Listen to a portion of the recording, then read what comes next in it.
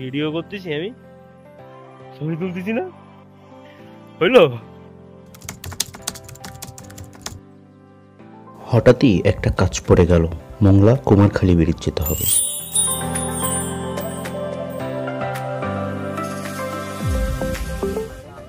যানজটের মোড়ে প্রথমেই দেখা এই কিউট পরিবারটার সাথে, আর তারপরেই দেখেন ট্রাক ড্রাইভার মামার কাণ্ড। আর তার উপরে আবার দুইটা বাঘ মামা আমাদের তাড়া করতেছে অনেকক্ষণ ধরে।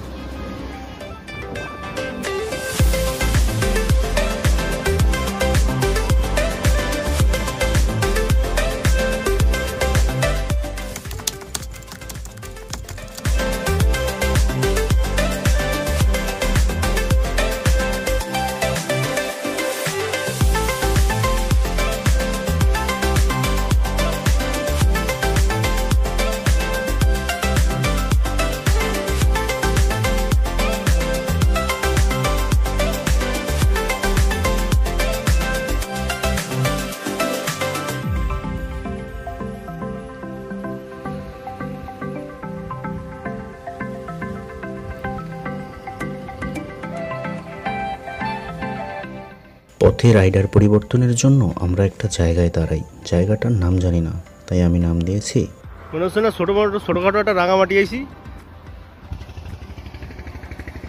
অনেকখানি জায়গা নিয়ে মাটিগুলো এমনভাবে সাজানো, দেখে মনে হয় একটা পাহাড়ি অঞ্চল। জায়গাটার সৌন্দর্য উপভোগ করতে করতে বন্ধুরে জিজ্ঞাসা করলাম তার অনুভূতি।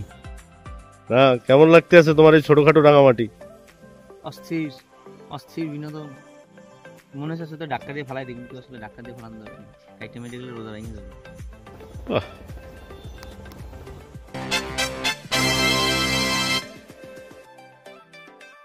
ভিডিও করতেছি আমি, ছবি তুলতেছি না, হইলো।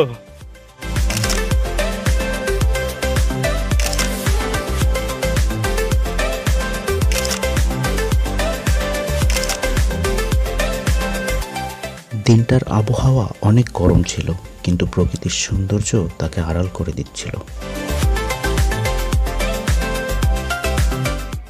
নামাজ আদায়ের পর পরিবেশের সৌন্দর্যটাও ছিল মনোমুগ্ধকর।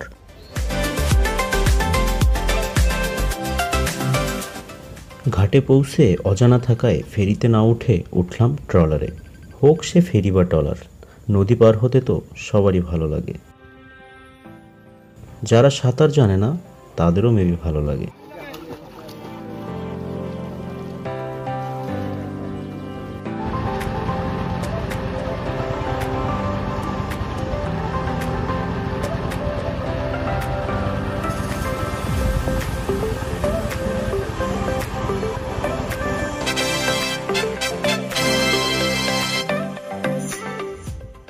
নদী পার হয়ে যখন আমরা গন্তব্যে পৌঁছাই তখন ঘড়িতে সময় 3:40 থেকে 42 হবে।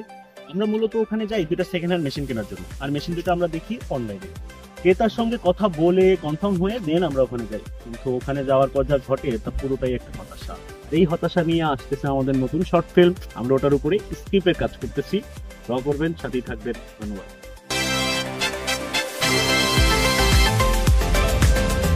ফিরতি পথে 10 টাকা বাঁচাতে গিয়ে ট্রলারে না উঠে উঠলাম ফেরিতে। মাথার উপরে সূর্যি মামা খুব তাপ ছড়াচ্ছে শরীরে। তবে নদীতে চলতে থাকা ছোট বড় জাহাজগুলো চোখে এত প্রশান্তি দিচ্ছিল যে গরম পাত্তাই পায়নি।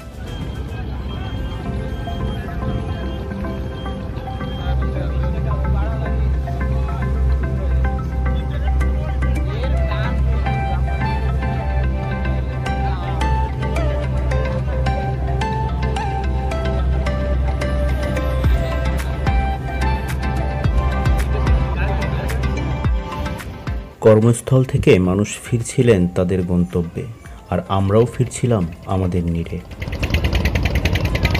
পরিশেষে সময় আর ফোন সঙ্গ দেয়নি কোনো জন।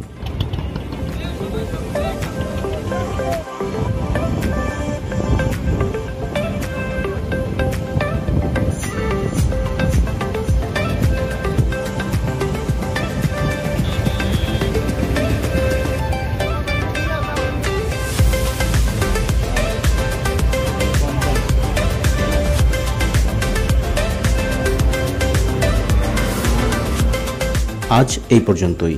দেখা হবে অন্য কোনো ভিডিওতে অন্য কোনো দিন। সুস্থ থাকুন, ভালো থাকুন। আল্লাহ হাফেজ।